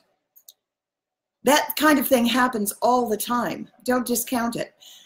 But here's the thing, like, if all of the people, if everyone who's listening to this, if we were all to watch, say, that episode, let's say you were all watching that Merlin episode, and each one of you might have a different tweak that you would like to make. And even if it doesn't change, even if it were not to change the footage that's already there, it would absolutely change the energetic signature of that show going out to the sleepers. And so even if you didn't want to have a specific thing, like I hope the Griffin lives, even you could even watch something, and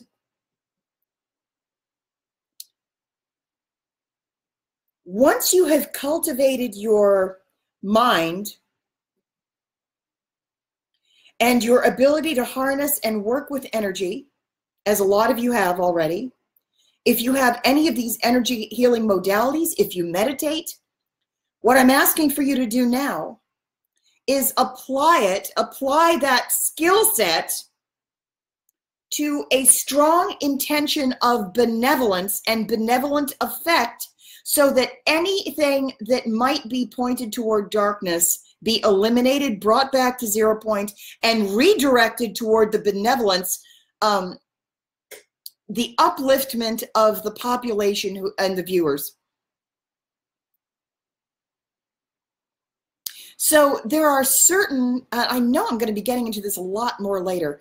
There are certain, and actually even the generalized benevolent intent is more important than tweaking it any individual aspect, for this reason.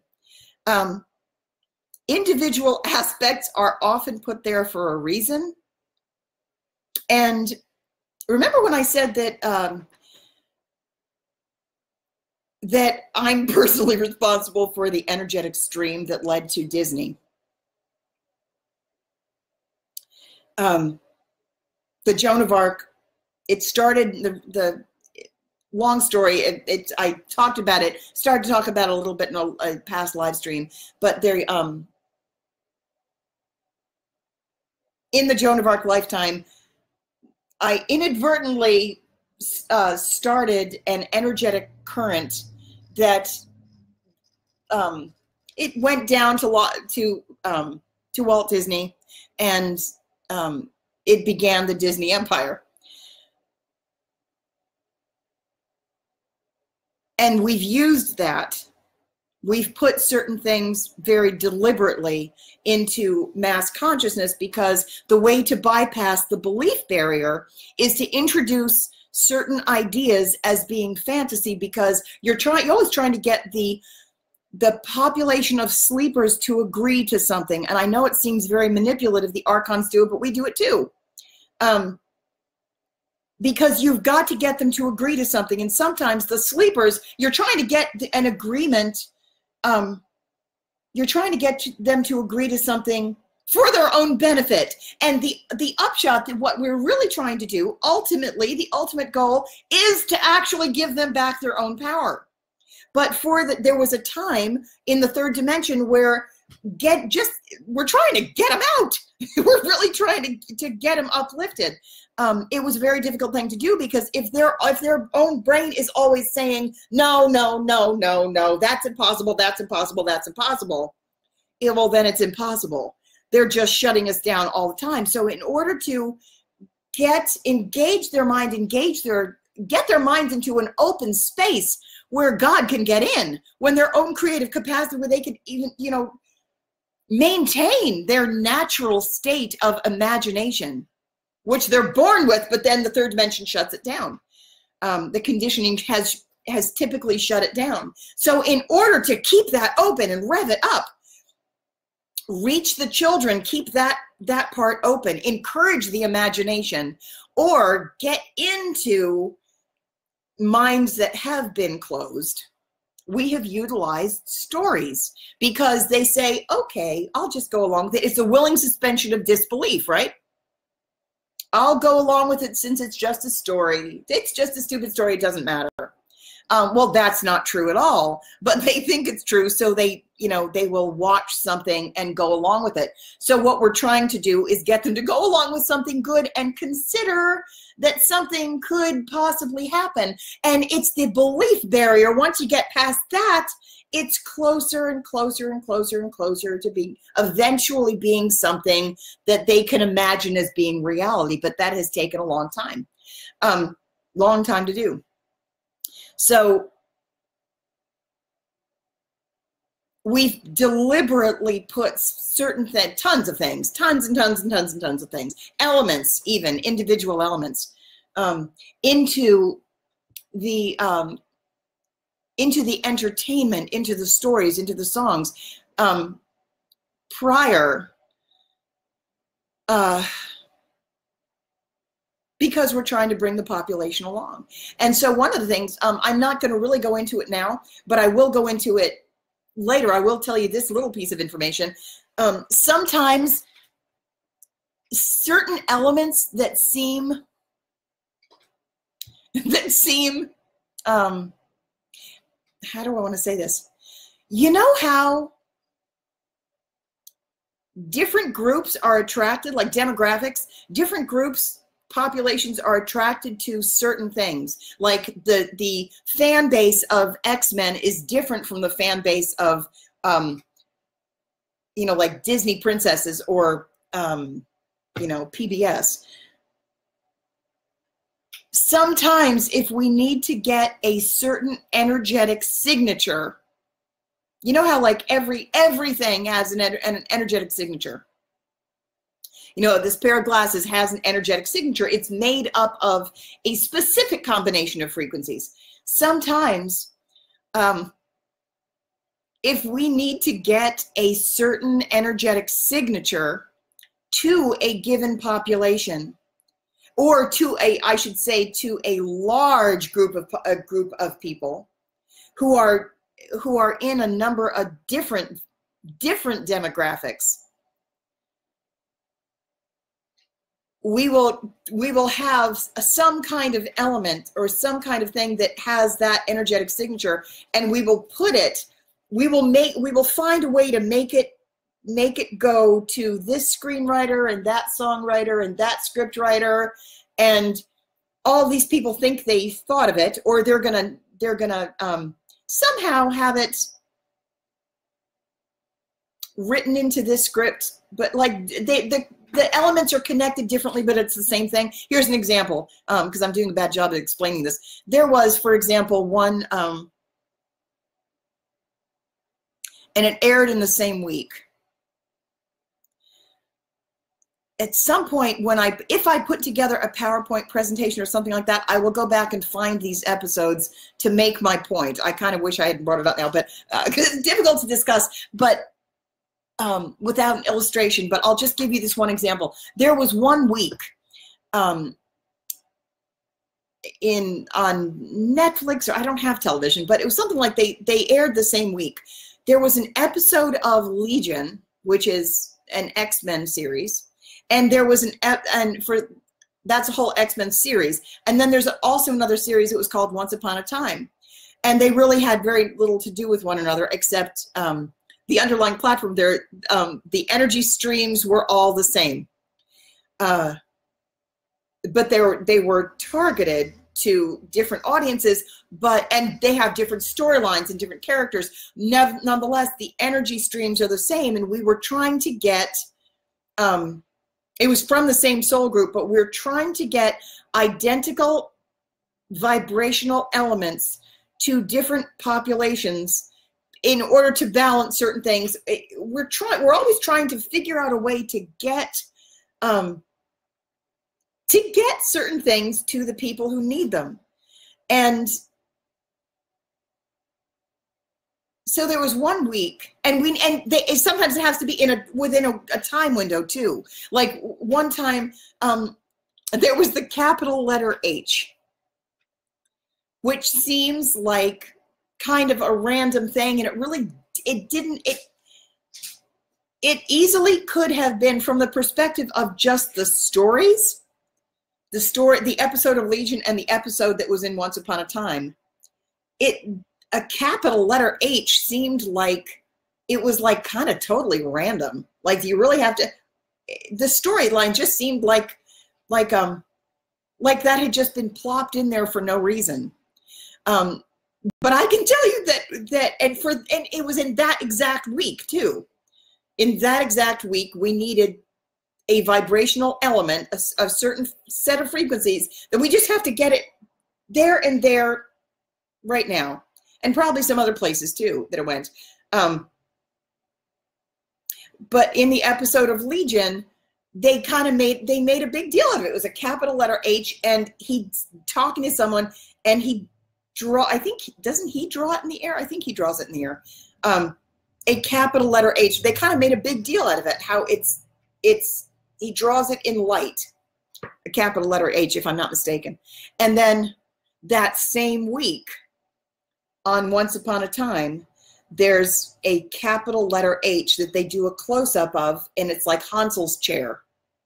And you know it's Hansel's chair. His father makes it, and he carves this capital letter H in the back seat of Hansel's chair. So they work the elements they work that feature into the storyline in a different way. But really what I'm here to tell you is that above the third dimensional story, there was a reason for that to happen. And the reason is all about vibrational balancing and certain vibrational elements that need to get to specific populations.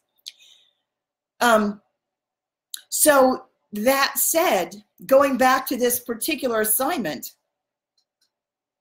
sometimes certain elements in a story arc might be there for a reason. For example, we might need a griffin to be in King Arthur, or in the show Merlin, and we might need a griffin to be in, Harry Potter books, or wherever else you see a griffin.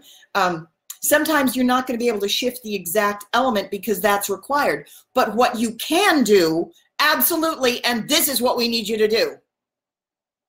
First of all, if you, I skipped over an important part. Hang on a second. So the reason I was talking to Barb about it is because she said, I'm an aspect of Merlin. And I didn't flinch at that at all. I was like, great, we need that. Fantastic, I'm glad you know. For any of you who suspect or have an underlying feeling that you are an aspect of a historical character, a figure, an icon, anything that you resonate with, that you think, I feel an affinity with this story, that's because you're probably there. If you're a match for some story, you know yourselves better than somebody else. It's sometimes helpful to go in the Akashic Records and see, what your actual history was. But regardless, if you think that's you, take it. We need all hands on deck. If you say, I am an aspect of Mary Magdalene, I feel like I was there when Christ was crucified, please agree, just take it. So one thing you can do, and that's a perfect example, if you want to change the story and you never liked the fact that Christ was crucified, I wish that had a better ending.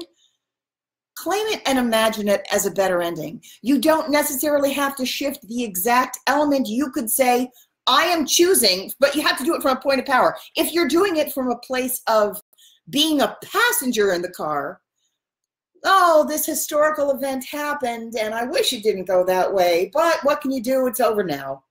Now we're just in recovery. We were all traumatized. There's a portion where that's true. But that's never going to get you out, is it? That's going to keep reclaiming and recreating and recreating the same story. The thing that we need is to have a completely different story. So what you have to do is to say, you know, enough of the damn crucifixion. No more of that. I'm claiming my identity as creator. And with all my creative power, I'm saying no more of that. We're doing this instead. Take that man down from the cross, heal his hands, or he was never nailed there to begin with. Someone went and they talked sense into, they uplifted the consciousness of all who crucified him. Everyone was forgiven. Whatever, you choose. But you can choose a benevolent story. You need to, but you have to do it from change the energetic platform, and the form will have no choice but to come down differently, because that's the way it works.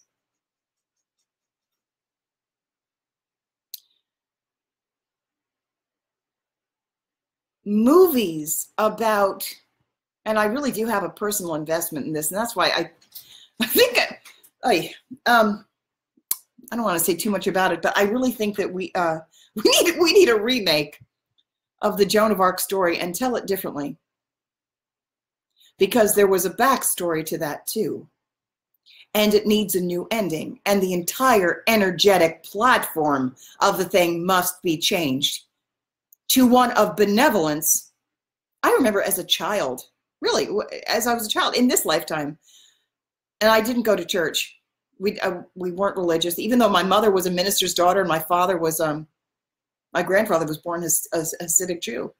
My father identified himself as Jewish, even though he was as secular as it gets. There was really not a lot of religion, and we didn't go ever. But I had a very, very strong spiritual inclination, as you might imagine. And I remember one time being in 5th grade, and somehow or another in school it was brought up how Christ was crucified, or we were talking about that in some capacity, even though it was a public school. And I remember thinking about that just for so long. I never quite got over it. I remember thinking about that over and over, thinking, I don't understand why someone didn't take him down. If everybody was up there and people were crying, why the hell didn't somebody just go take him down? And I remember when my memories came back too. One of the strongest memories I have from that lifetime was the words, "Not one of you." Because there were people there watching as Joan of Arc was about to be burned. People in the crowd, many of them, even though it was English, many of them were absolutely horrified, but did nothing. It needs a different ending.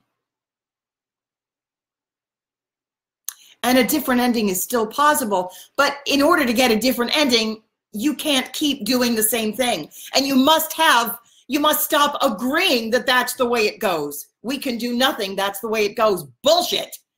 Change it. But you can't change it. You can't change something that's already created. And you can, except for the purposes of this discussion, you can't do it. So what you have to do is change. You can change anything.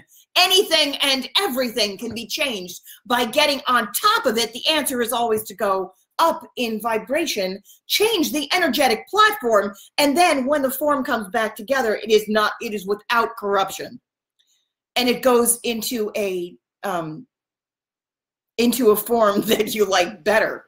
So when you're watching these television shows, first of all, I would say just completely refuse to watch anything that is catering to violence, or you know, something like Special Victims Unit or whatever. I don't know because I don't watch them. But you know, like all of these crime dramas where the crime is the thing.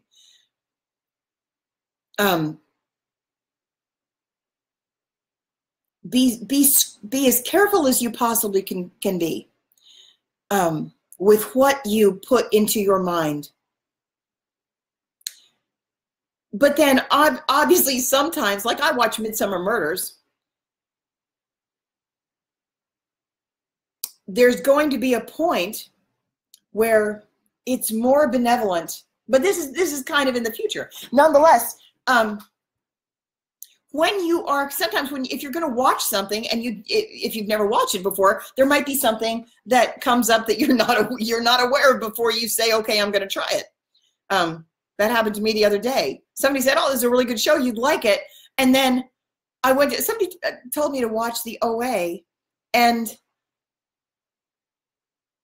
I watched it and I was like, no, this isn't, I understand that they said that I should watch it because it deals with interdimensional whatever, and but just because it has some good things and it doesn't, I don't want to see people being held in a dungeon, and no, I'm not going to put any of that in my head.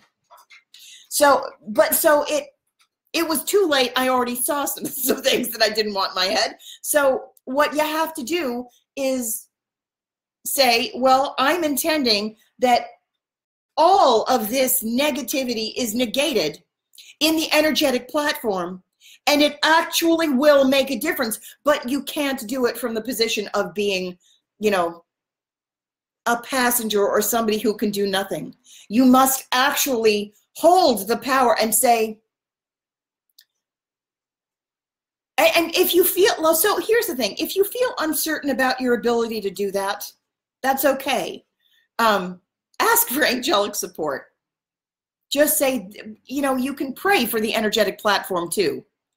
If you feel uncomfortable, if you want to be of service and you're like, well, what can I do? Because I feel like I feel like I'm not up to this task, or I feel like I don't know what I'm doing, or what can I do? I'm only here living a peaceful life and I don't want to go to battle, and nobody wants to go to battle, or some people do, but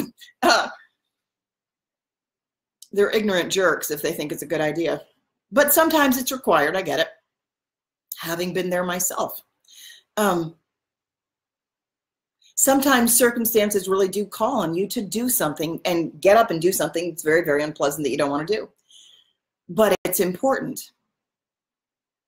But from the position of your TV room or whatever, this is actually a way that you can contribute. It is going to require deliberate participation like anything. Get clear with yourself. Make sure you're there for the right reason. Commit yourself to the upliftment of the collective. And if you feel like just express your preference to the angels and say, I don't like this show violent.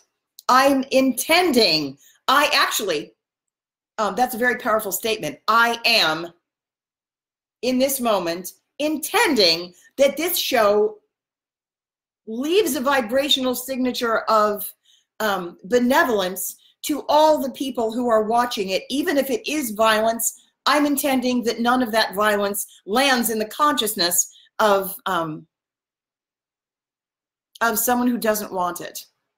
There are people who actually want to see violence. And unfortunately, in the third dimension, it's a free choice planet, so those people are allowed to do that. They're not going to get to 5 if that's what they prefer. But in terms of the entertainment industry, there's going to be a lot of shifts. And it's not only that the market drives what's produced. That's one of the third dimensional illusions, which says the external creates what I'm making, but that's not actually what happens. You have way more control over that than you would think. On some level, it's determined by markets or by preference, but energy creates everything. Energy creates the preferences and the markets, etc. So you can absolutely do that. You can absolutely take a show and say, I wish this ended differently, and let's bring peace to this, a peaceful message to this show, have that be delivered rather than one of conflict that leaves the viewer with residue of violence or images that they've seen and now they can't unsee it. You can choose, and you can, but it requires you to place your intention into the energetic field of that. So you have to be an active participant. And if you're passive, that means you're basically a sleeper. And it's time to wake up and take some power. What was the other thing I was going to say? How are we doing on time? Oh, it's 7:13. Okay, I've got about another 15 minutes. So I wanted to say, let's see.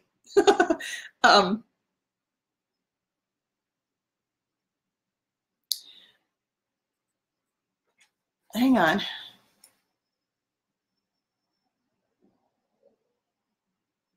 Yes. So Maria Therese has been sent to Los Angeles.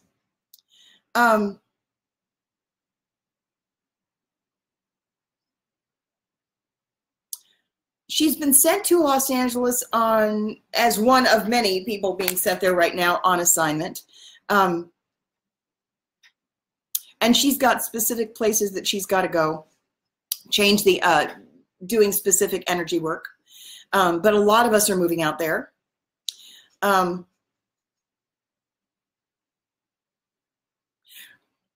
then I believe that I'm going to be doing a group call with her and probably Sarah Adams. I'm trying to debate with myself right now over. There's been something that I've been waiting to disclose, but I kind of think it's part of a larger discussion. So I'm kind of thinking maybe it has to do with electricity being free.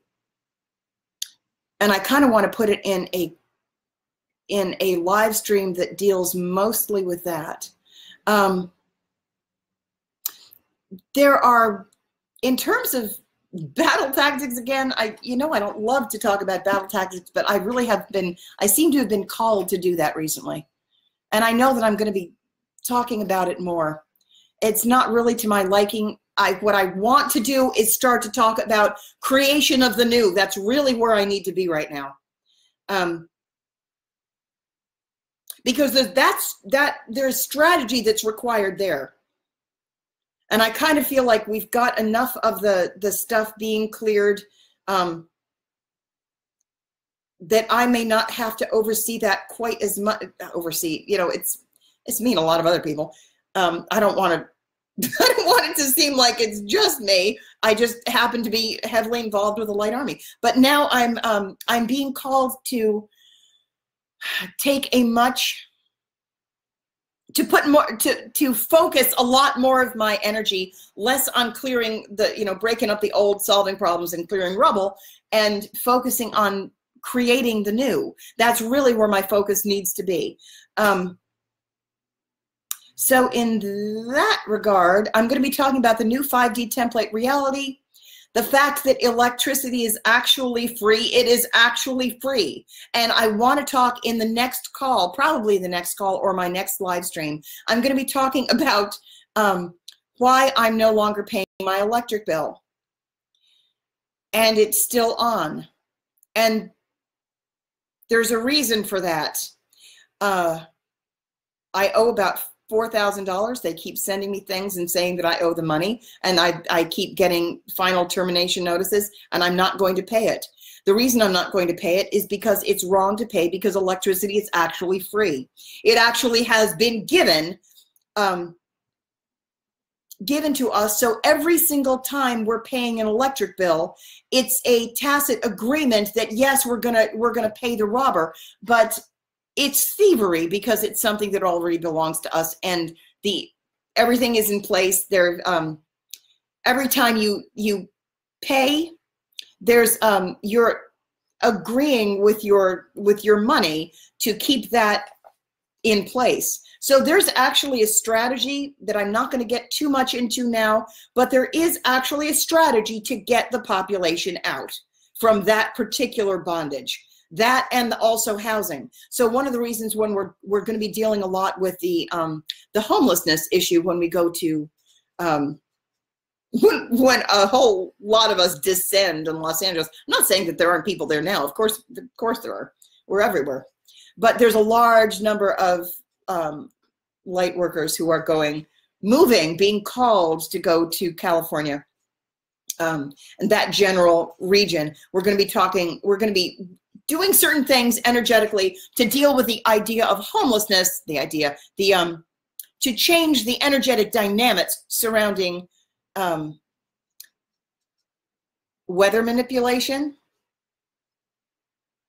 We're going to be changing that. We're going to be changing the homelessness crisis. And then we're also going to be changing food shortage also. It's just the place where one of the places that there's kind of a large initiative in that area. And the decision to make electricity be free now, because it already is. So, you know how I tend to go first. I'm like the Horn of the Rhinocerous. I'm not the Sum of the Beast, but it's just the position that I happen to be holding is like the tip of the needle. So certain protections are in place for me that have not been given to other people just yet, but it's definitely coming. I just want you to know, I'm asking for you to have faith that it's coming. It's coming. The way we have to get in is that we've got to start by doing it with certain people, and I happen to be one of them. So, and it has to do with carrying resistance and saying, no, fuck you, there's no way I'm going to do this any longer. I'm refusing. But it's part of taking your power back by not giving it away to someone who says you have to pay to have some. Baloney. I'm going to end this live stream here, but then I'm going to do, every time I try and schedule one, it gets kind of screwy. All right. I love you all. I'm going to go get my daughter, and I'm going to wind up doing another live stream probably won't be today. It'll probably tomorrow or the next day. And then I'll also be going on with Maria Therese and Sarah Adams, and we're going to be talking more about finances because there's stuff going on. There's stuff going on, but I really want them. I want the two of them to talk with also. So I love you, love you, love you, love you, love you. And oh my God, any PayPal? I always forget this part. For someone who's desperate for money. If any of you can make a donation, I could sure use it. Stephanie R. Hogarth at PayPal. Stephanie R. Hogarth at gmail.com. If you can send a PayPal donation, that would be lovely. Okay. Bye.